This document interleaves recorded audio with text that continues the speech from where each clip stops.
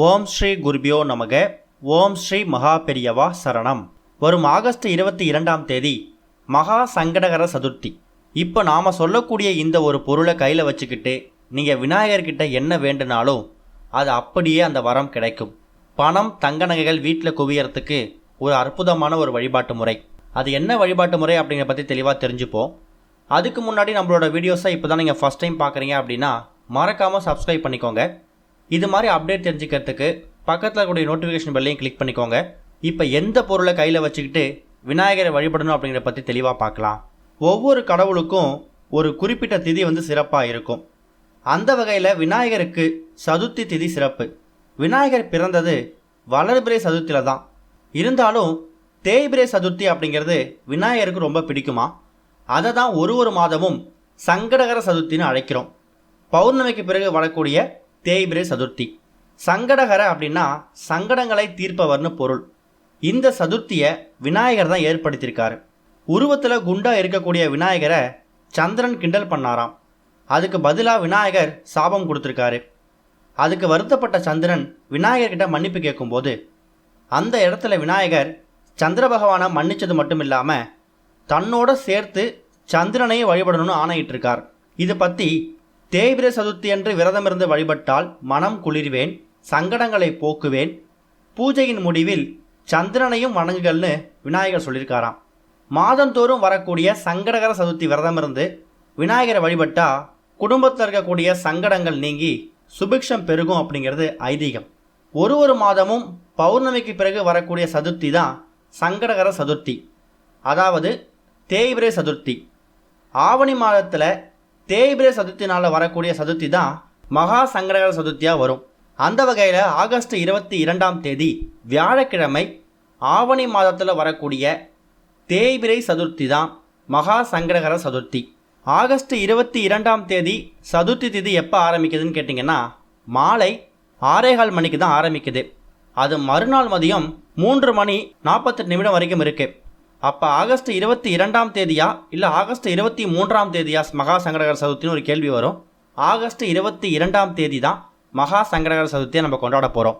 அன்றைய தினம்தான் எல்லா கோவில்கள்லையும் விநாயகருக்கு மாலை நேரத்தில் ஒரு 6 மணிக்கு மேலே அபிஷேக ஆராதனைகள் நடக்கும். இந்த நாளில் விரதம் இருக்கக்கூடியவங்க விநாயகர் போற்றி, அஷ்டோத்திரம், அகவல், கவச பாடல்கள் பாடலாம். மாலை நேரத்தில் வானத்தில் தெரியக்கூடிய சந்திரனை தரிசித்துட்டு விநாயகரை வழிபடணும். வீட்டில் விநாயகரை வச்சு வழிபடக்கூடியவங்க உங்களுக்கு விநாயகரை எந்த ரூபத்தில் வச்சு வழிபடணுமோ அந்த ரூபத்தில் வச்சு வழிபடலாம். உங்கள் வீடு பக்கத்தில் இருக்கக்கூடிய விநாயகர் கோவிலுக்கு போயிட்டு பூக்கள், சாம்பிராணி, அபிஷேகத்துக்கு தேவையான பொருட்கள், அலங்காரத்துக்கு தேவையான மலர்கள், மாலைகள்லாம் நீங்கள் வாங்கி கொடுக்கலாம். இது எல்லாமே மகா சங்கடகர சதுர்த்திக்கு மற்ற சதுர்த்தி விரதமாக நீங்கள் பண்ணக்கூடிய வழிபாடு தான்.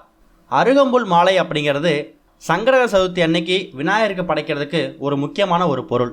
மகா சங்கடகர சதுர்த்தி அன்னைக்கு கோவிலுக்கு போங்க, அருகம்புல் வாங்கி சாத்துங்க, 11 தோப்புக்காரணம் போட்டு 11 முறை விநாயகரை வலம் வந்துட்டு வாங்க.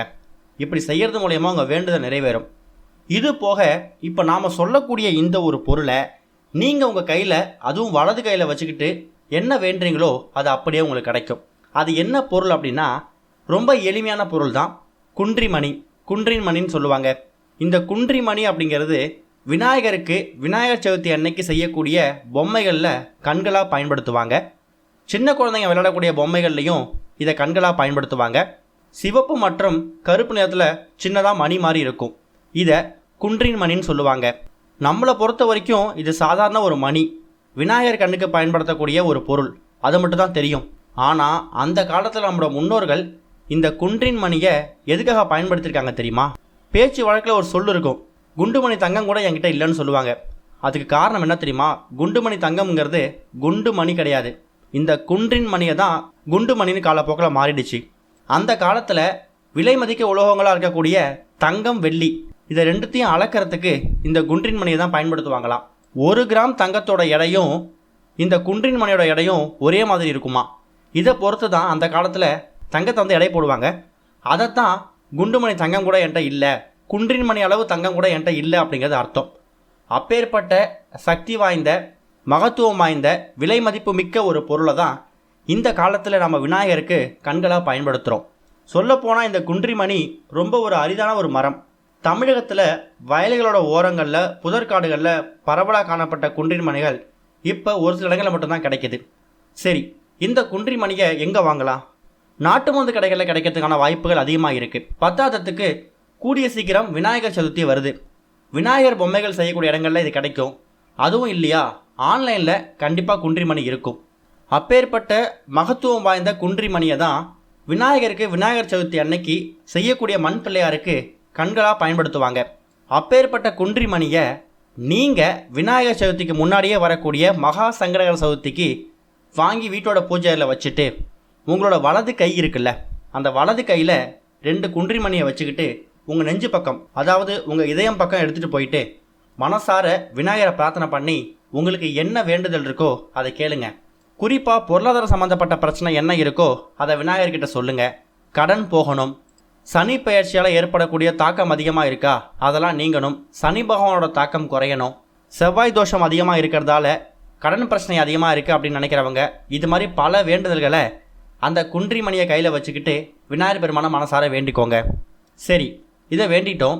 அதுக்கப்புறம் அந்த குன்றி மணியை என்ன செய்யணும் அப்படிங்கிற கேள்வி வரும். மகா சங்கடகர சதுர்த்தி முடிஞ்சு அடுத்த ஒரு வாரம் 10 நாட்களில் விநாயகர் சதுர்த்தி வரப்போகுது. அதனால் இந்த குன்றி மணியை மனசார வேண்டிக்கிட்டு உங்கள் வீட்டோட பூஜை அறையில் பத்திரமா அப்படியே வச்சுடுங்க. அடுத்ததாக விநாயகர் சதுர்த்திக்கு நீங்கள் கண்டிப்பாக பிள்ளையார் வாங்குவீங்க, விநாயகர் வாங்கி வழிபடுவீங்க.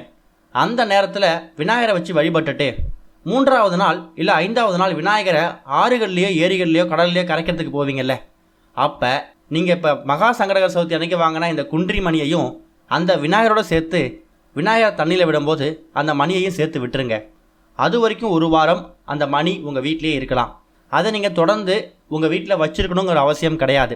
சில பேர் நாங்கள் விநாயகர் வாங்கி வைக்கிற பழக்கம் கிடையாது, வீட்டில் இருக்கக்கூடிய விநாயகர் தான் பயன்படுத்துவோம்னு நினைக்கிறவங்க அந்த மணியை மட்டுமாவது ஆறுகள்லையோ ஏரிகள்லையோ கொண்டு போய் விட்டுருங்க.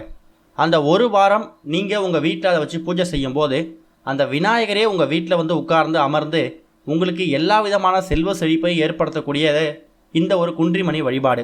பார்க்குறதுக்கு ரொம்ப எளிமையான பரிகாரம் மாதிரி தெரியும், ஆனால் இது மூலயமா உங்களுக்கு எல்லா விதமான செல்வங்களும் கிடைக்கும்.